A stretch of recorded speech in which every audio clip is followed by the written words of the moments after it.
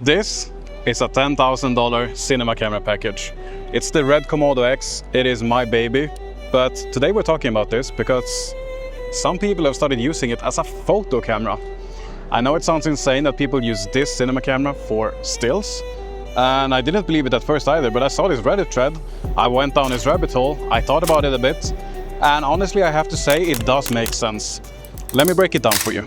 First and foremost, and in my opinion, the most important part is this camera does not have a mechanical shutter. And you might think that is a huge letdown, and it would be if this camera was any other camera than this specific camera and its sibling. You see, this camera, the Red Komodo X, has a global shutter. This means that the camera captures the whole image by once, and it doesn't scan line by line. That means when you're panning the camera around, you're not getting that shifting perspective. And most importantly, when you're taking photos and you want an extremely high shutter speed, you're not getting any distortion, you're not getting whipped helicopter blades or whatever.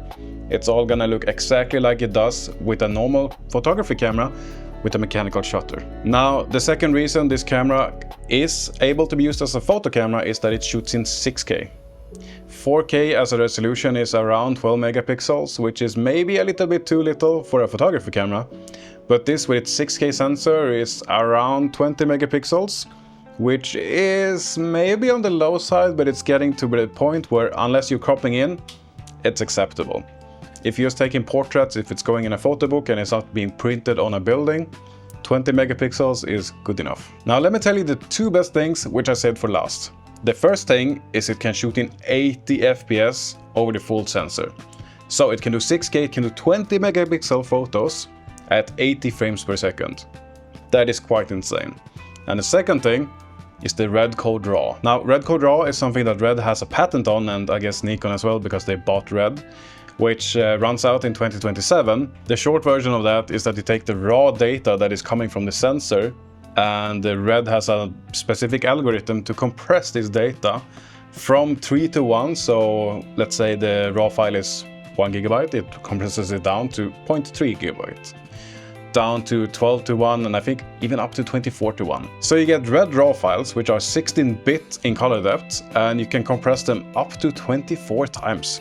And when you're able to shoot at 80 FPS to get that perfect frame when you're filming some action sports or motorsports, it is so vital that you do not fill up your memory card in 30 minutes. So having the compressed Red RAW is one of the key benefits to why this camera is actually used as a stills photography camera. But please do not get me wrong, it is not as easy as just buying this camera and buying a lens and you're ready to go. First of all, the power draw is quite significant. One 99 watt-hour battery, which is like a normal size V-mount battery, which goes on the back here, they last around 2 to 3 hours. So to last you a whole day, you would need 2 to 3 of them, and they are quite big bricks. Secondly, ideally, you would need a side grip to hold it or a top handle. I prefer using a top handle always, and preferably a monitor as well. This small camera is not really good for anything. However, Nikon did buy Red, and that means right now this camera, the Komodo X, has a C-mount. And the C-mount is quite incredible because you can adapt Sony e-glass, so Sony mirrorless glass, to the Red Komodo. The autofocus, the iris control, everything works perfectly, as far as I know. Unfortunately, I'm still stuck with the RF version because I have so much Canon glass, I don't want to switch over. And in the spirit of having to add so much stuff to the camera, it will get quite expensive. The camera body alone is $7,000 without tax, and with all the accessories, you're probably looking at $8,000 to $8,500 if you go for cheaper options. Like for example, the cheapest V-mount batteries you can get, which are around 100 watt-hours, which is, in my opinion, the minimum size you should get.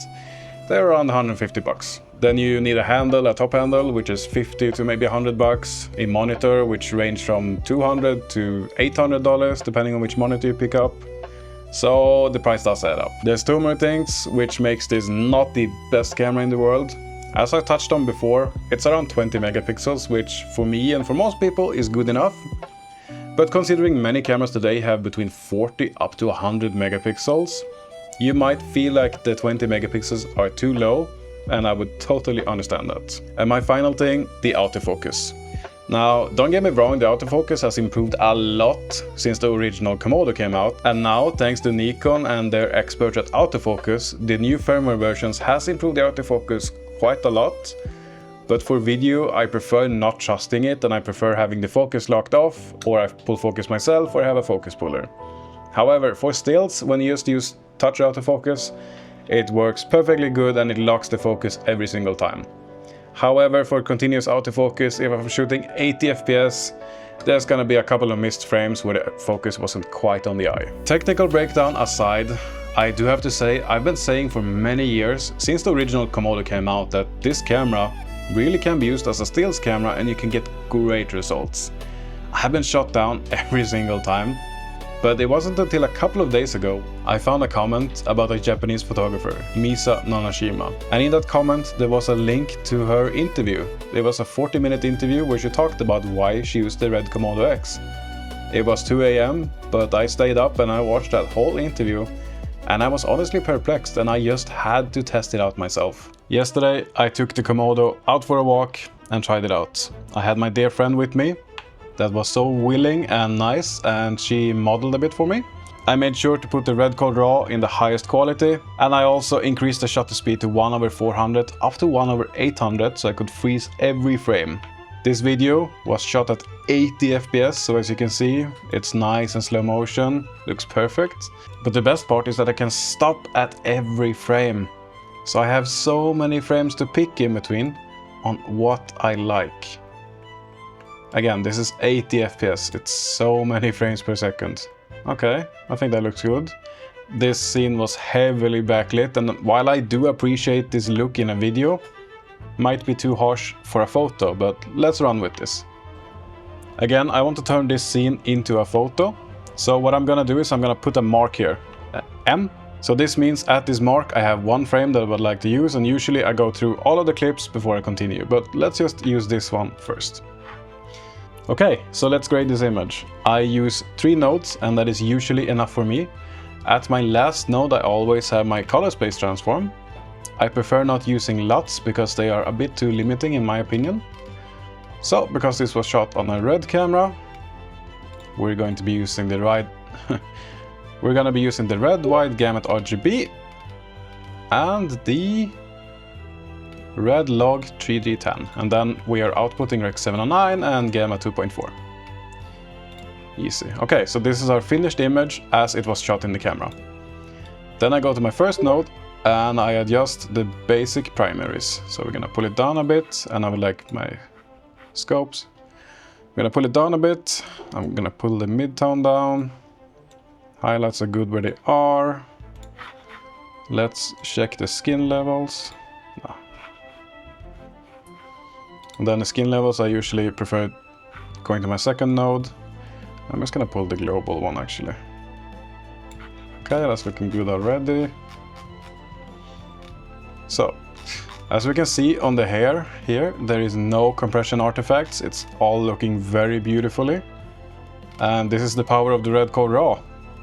It's basically a photo, but again, it's a picture. So now I've graded my picture in a very, very simple way. Usually I spend more time with it. Right click, grab still. I have my still up here, and then I export it. Then I can export it in RAW, I can export it in JPEG, or whatever I want. Alright, I can already hear your naysayers. The problem here is that there is no motion blur. Again, I shot this via 1/800 of a second. However, it's shot at 80 FPS, so on the playback it looks smooth and it's fine. Adding motion blur is a lot easier than retracting it, so try doing it this way if you ever have to do photo and video while shooting at the same time. I'm going to add a node, and I'm going to give it a motion blur. This is the first one. Bada bing. Better, motion range small, and you can tune the motion blur. This is quite computationally heavy, however I have a very strong PC, so it doesn't really matter for me. And there you go, now we have some natural looking motion blur. It more or less looks exactly like it would look in camera. And we could also shoot at this high shutter speed to get the photo-like look. She really is quite beautiful. I should actually ask her on a date. So to wrap it all up, why would a photographer use a cinema camera as a stills camera?